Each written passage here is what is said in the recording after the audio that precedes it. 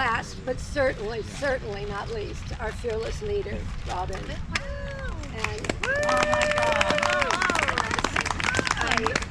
personally want to thank you with all my heart, because without your leadership and your technique of not walking straight at somebody, but going around them and doing it in a kind way, and leading us and staying on top of everything, and you're amazing to me. Absolutely amazing.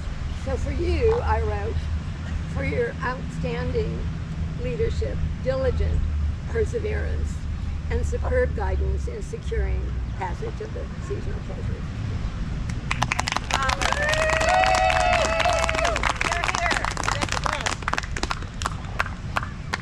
The only one that seems to know how to use this thing. You know, it's yours. Maybe I don't. Yeah, it's mine. Yeah, thank you, everybody. I think it's not working. Thank you, everybody. It really has been a pleasure to lead this group, and I couldn't have done it actually by myself. Everybody played a role from beginning to end. I got a nighttime cruise, and Donna and Jonathan and Nathan and Angela just going at it, and the daytime cruise going at it, the presentation cruise. We just, like Carol said, with the presentations, we just would meet and try to divide it up, and we'd have a meeting, and I'm like, well, it's not going to work. And then we'd have the meeting at CCC, and everybody did their part, and it just went flawless. It was amazing. Even on April 8th at the Coastal Commission, we thought it was going to be in the afternoon. I get called by Richard that it's like 9:30, and we start texting everybody. I texted Amber, you know. I literally got off out of my board meeting. I'm not joking. I left in the middle of my board meeting. I said, I'm sorry, I have to leave for this. Yeah, and Elena, I think she kicked a client out of her office. I shifted them to the right.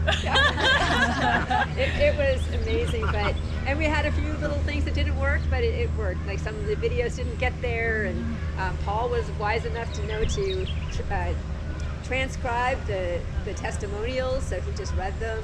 So we all did it. We all did it, and everybody should congratulate themselves. And the last person without a certificate, I'm sorry to say, she didn't make her own certificate, but Carol Archibald. Did you want to start your story? Okay. Yeah. Well, we're at the point of... I wanted to say one more thing. If anyone wants one of these small pictures, you're more than welcome. Yeah. We're at the point of storytelling. Ladies. If you don't mind, I'd like to preface my story with saying that it was written with such heartfelt feeling that I don't think I can speak it off the top of my head. But I would like for you to, as you listen to my story, think of a pier with a boat in Santa Barbara on a very early morning excursion, and the purpose for which was releasing a set of harbor sea lions who've been in rehabilitation for a while. And just imagine in your mind the seagulls flying overhead, the ocean lapping against the boat very quietly as you listen to this story. I call it One Fine Day. If you're in the right place at the right time in life, you may be part of something so magnificent you can hardly breathe. It is the closest you'll ever be to really helping another life. Now, in the overall state of the world, in this case, it was but one small, individual, insignificant life. But to the other caregivers aboard this medium-sized charter boat, on April 21st, 2022, the occasion was deserving of a celebration. 9 adolescent sea lions, including an orphaned and rescued at 2-month-old sea lion pup, were being released to their freedom in the ocean. Among them was one of our own, found on the cliffs above Boomer Beach, born nearly 10 months before, emaciated and barely thriving. This is why I'm telling this story. A dozen of the Sierra Club Seal Society was talking with visitors, as we often do, above the Point La Jolla Sea Lion Rookery, soon after the end of the June and July pupping season. She noted a newborn who was not moving in the usual fashion of stretching its limbs, attempting to walk on its large front flippers, or suckle from its nearby mother. Curious, the docent edged a bit closer to the black pup, looking for signs of life. But nothing at first. Then, a feeble attempt by the newborn to move its head toward the large female, but no evidence of successful suckling. The pup's ribs were prominent, with little fleshy covering.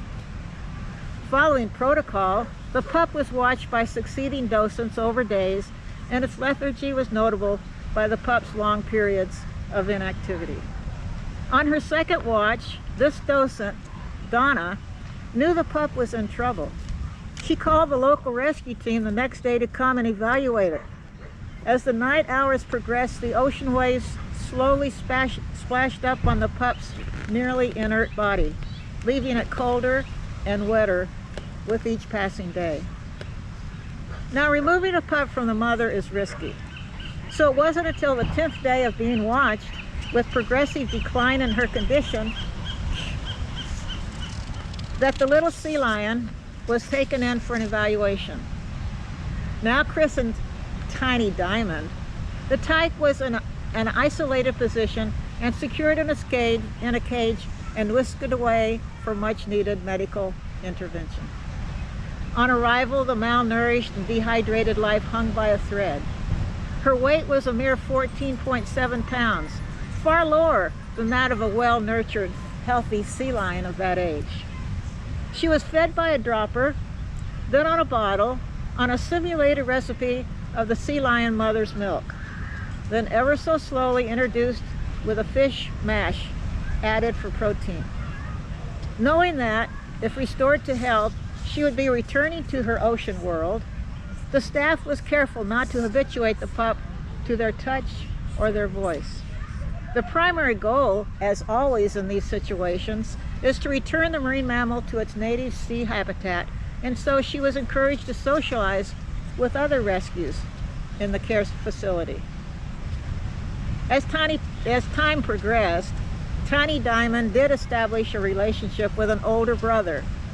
Without a mother, the slightly older male sea lion was her main contact and friend, and must have taught her some of the habits and activities of a sea lion as she became more capable to do them. Donna kept in contact with the care center and was invited to visit the rescued pup a few months later. So a few of her docents and friends visited and returned with this glowing report on Tiny Diamond and her improving health. The pup showed off to her rescuers, swimming in her pool and hustling up close to look at her friends in the only way she knew how to express her thankfulness for being rescued. Donna shed tears and thanks for the pup's resilience. They all knew that persistence and insistence to save this one tiny, short life mattered, and is the reason that Tiny Diamond lives to this day. So April 21st dawned bright and clear as Donna and I approached the dock to the chartered fishing craft in Santa Barbara. Other rescue teams were there with 9 cages containing sea lions for release day. Most of the pups were expressing their feelings with the characteristic bark of a male and guttural emotion of the female. And equipped with satellite nodes strapped to their torsos, they were to be monitored for the next few months. During the ride out to a selected Channel Island beach, which is closed to humans, Donna and I took turns to kneel in front of her cage and whisper our farewell to the now adolescent female sea lion. Tears were shed as the pup looked up with her big soulful eyes riveted on us. Once the boat positioned itself for the release, a raft of previously rescued at the same site old salt sea lions swam out to greet us newcomers. Tiny Diamond and 2 others were coaxed from their cages, first reluctant, but soon lured by the mystic of the moving waters They return to their destiny, as is the fate of all animals upon reaching some level of maturity and independence. Estelle Lauder said it so well: there's no division between us and the lower or the higher forms of being. We're all made of the same stuff of the earth. There is no other. Let me treat you to a cup of coffee, I said to Donna as we left the waterfront. No thanks, she said. I've had my reward. Godspeed, Tiny Diamond, and to all of your friends and rescued mates, have a good life. Thanks.